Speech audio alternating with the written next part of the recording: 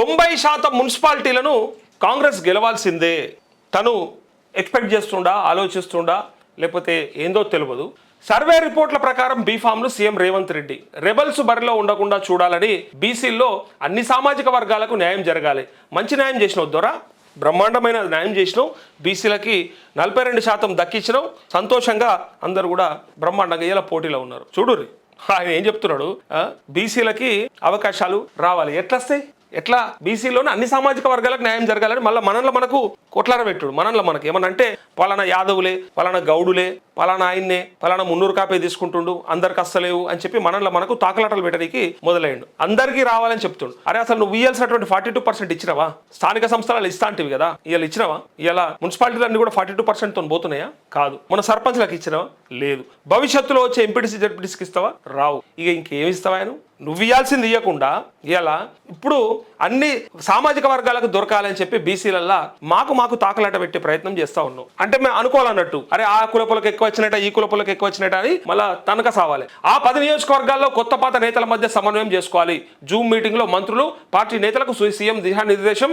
పాల్గొన్న PCC chief Mahesh Goud, party incharge Meenakshi Natarajan. మంత్రులు ఈ నెల 4 నుంచి సీఎం మున్సిపల్ ఎన్నికల ప్రచారం అంటూ రాష్ట్రంలో 90% మున్సిపాలిటీలను కాంగ్రెస్ గెలవాల్సిందేనని మంత్రులు, పార్టీ ముఖ్య నేతలకు సీఎం రేవంత్ రెడ్డి స్పష్టం చేశారు. అన్ని చోట్ల కాంగ్రెస్ పార్టీ నుంచే 4-5 నామినేషన్లు వేసినట్టు తనకు సమాచారం ఉందని, అందులో సర్వే ఆధారంగా ఒకరికి బీఫామ్ ఇచ్చి మిగిలిన వారిని పోటీ నుంచి తప్పించేలా చూడాలన్నారు అంటూ ఎక్కడైనా సరే నాకున్నటువంటి రిపోర్టు ప్రకారం నేను చెప్తా, బీఆర్ఎస్ బీఫామ్ల కోసానికే పంచాది ఎక్కువ ఉంది. బీఆర్ఎస్ లో పోటీ చేస్తున్నట్లకే ఈ రెబల్స్ బెడద ఎక్కువ ఉంది. కాంగ్రెస్ కి ఎట్లయినా ఉంటది, ఏది అధికార పార్టీ కాబట్టి ఇంకేదైనా అవకాశాలు వస్తాయేమో అని ఆశ ఉంటుంది కాబట్టి, సో కాంగ్రెస్ కి ఎట్లయినా ఉంటుంది. కానీ ఇక్కడ ఆశ్చర్యం ఏంటంటే బీఆర్ఎస్ బీఫామ్లకే పోటీ ఎక్కువ ఉంది. పైగా వాళ్ళు ఎవరెవరైతే నామినేషన్లు వేసిర్రో ఎక్కువ మట్టుకు బీఆర్ఎస్ వాళ్ళేనట, వాళ్ళు బుజ్జగించడానికి ఈ నాయకులంతా తంటాలు పడుతున్నారట. బీఆర్ఎస్ బీఫామ్ల కోసానికి ఎక్కువగా పడుతున్నారు. ఎందుకంటే 2.5 ఏళ్ల కాలం దగ్గరకు వస్తుంది కాబట్టి ప్రతిపక్షంలో ఉన్న వాళ్ళకి అవకాశం ఇస్తున్నారు ప్రజలు అని అనుకుంటా ఉన్నారు. మాకే ఇస్తారేమో, ఎందుకంటే రేవంత్ రెడ్డిని ఇష్టం నాడు తిరుగుతారు, బండబూతులు తిరుగుతారు కాబట్టి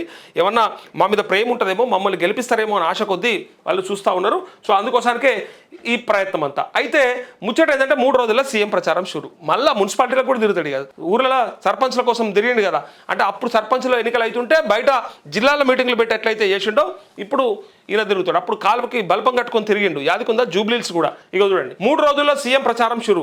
ఈ నెల 4వ తేదీ నుంచి మున్సిపల్ ఎన్నికల ప్రచారంలో తాను పాల్గొంటానని మంత్రులకు సీఎం రేవంత్ రెడ్డి చెప్పారు. 4న నల్గొండ జిల్లా మిర్యాలగూడలో, 5న కరీంనగర్ జిల్లా చొప్పదండిలో, 6న నిజామాబాద్ రూరల్లో, 7న రంగారెడ్డి జిల్లా పరిగిలో, 8న వరంగల్ జిల్లా భూపాలపల్లిలో, 9న మెదక్లో ఎన్నికల ప్రచారంలో పాల్గొంటానని వెల్లడించారు. ఈ సందర్భంగా ఏర్పాట్లు చేసుకోవాలని మంత్రులు డీసీసీ చీఫ్లకు సూచించారంటూ ఎక్కడికి వెళ్ళి నేను వస్తున్నా ఎట్టి పరిస్థితులలో గెలుద్దాం 90% అట. మనం రిజల్ట్స్ అయితే మనమే అనాలిసిస్ చేస్తాం, మనమే చూస్తాం. ఎన్ని మున్సిపల్ చైర్మన్లు కొట్టినరు, ఎంతగానం కొట్టినరు, ఎంతగానం మేయర్లు అయినరు, అన్ని కూడా లెక్కలు చూస్తాం మనము.